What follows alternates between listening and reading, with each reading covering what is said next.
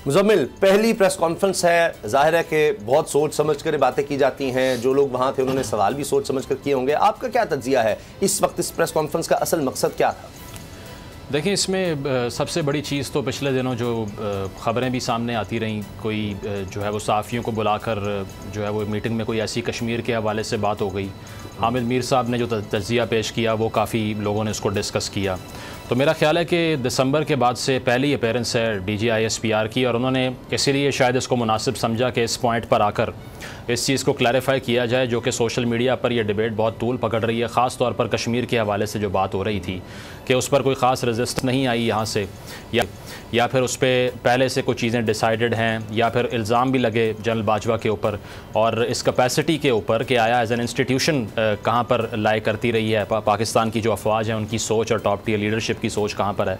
क्योंकि वो सारा जो फियास्को हुआ इमरान खान साहब के दौर के अंदर, उसमें एक डंड तो आया, इसमें कोई दो राय नहीं है कि आर्टिकल 370 के बाद जो हमें इससे पहले मालूम है कि LOC के ऊपर डिस्प्यूटेड जो टेरिटरी है, इंडिया ये क्लेम करता है कि हमने उसको इंटरनेशनल बॉर्डर में कन्वर्ट कर दिया और ये डिस्प्यूट अब ख़त्म हो गया, it's a part of India now. तो उस सूरत हाल को देखते हुए लोगों ने ये फ़ील किया कि पाकिस्तान की तरफ से एक बहुत बड़ा वैक्यूम है, जो कि ऐसा नहीं होना चाहिए था। बयानिए का जो फुकदान था वो भी था, और साथ साथ प्रैक्टिकली भी पॉलिटिक्स जो है वो उस तरह से दिखाई नहीं दी कि उसको परसुएट करते हैं इंटरनेशनल कम्युनिटी को कि ये इलीगल चीज़ हुई है।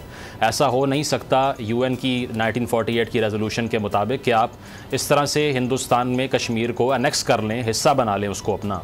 तो इसको देखते हुए मैं समझता हूँ कि महसूस किया गया कि इसको डीबंक करना चाहिए। और साथ साथ जो पोलराइजेशन का माहौल है आजकल चल रही है, उसमें लोग ये बात कर रहे हैं कि इंस्टीट्यूशन की सोच क्या है। ये कहा गया है कि हम सियासत में मुदाखलत नहीं कर रहे। बाजवा साहब ने भी कहा कि पिछले साल मार्च के बाद से मुदाखलत बंद हो गई है, तो अब उसी पॉलिसी को कंटिन्यू करना है कि नहीं। तो अब ये DGISPR की तरफ से ये तमाम गुफ्तगू मैं समझता हूँ कि डाउट्स को क्लियर करने की एक एफर्ट हो सकती है।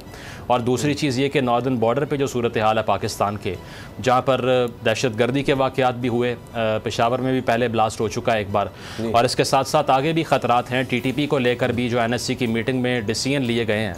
तो मैं समझता हूँ कि होना चाहिए, आवाम के सामने आके बात करनी चाहिए कि इंस्टीट्यूशन क्या सोच रहा है, सिक्योरिटी पॉलिसी किस तरफ जा रही है। लेकिन अनफॉर्चुनेटली इस नैच पे सूरत हाल आनी नहीं चाहिए कि किसी को कहना पड़ता ठीक कि तमाम सियासी पार्टियां हमारे लिए बराबर हैं। लेकिन चूंकि पाकिस्तान में डिबेट चल पड़ती है और ये इल्ज़ामात भी लगते हैं, शकूक व शुबहात भी होते हैं, तो इसीलिए ये डिस्कशन करनी पड़ जाती है जो दुनिया में कहीं और नहीं होती, कि एक सिक्योरिटी जो है ना वो सेंट्रिक किस्म का जो आर्ग्यूमेंट है वो करने के लिए कोई आए और उससे सियासी सवाल शुरू हो जाए। तो ये अनफॉर्चुनेटली पाकिस्तान की हिस्ट्री को वाज़े करता है कि ये जो सियासी सवाल पूछे जाते हैं, ये इसलिए कि एक लंबी तारीख़ है इस चीज़ की कि वो सिर्फ और सिर्फ सिक्योरिटी को नहीं, पॉलिटिक्स को भी इन्फ्लुएंस करते रहे। अच्छा, कुछ हवाए नफ्स की है हुक्मरानी, लुटेरा कर रहा है पासबानी।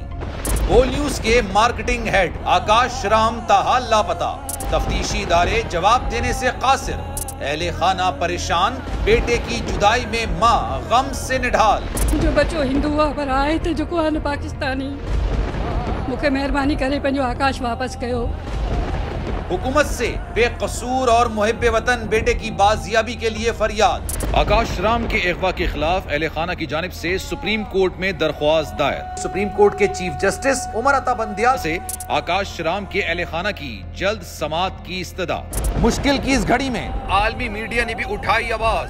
CNN, आज तक, इंडिया टुडे, टाइम्स नाउ समेत आलमी मीडिया ने आकाश राम के अगवा के खिलाफ दिया बोल का साथ। उफ क्या जुल्म है, बोल इंसाफ का मुंतजिर।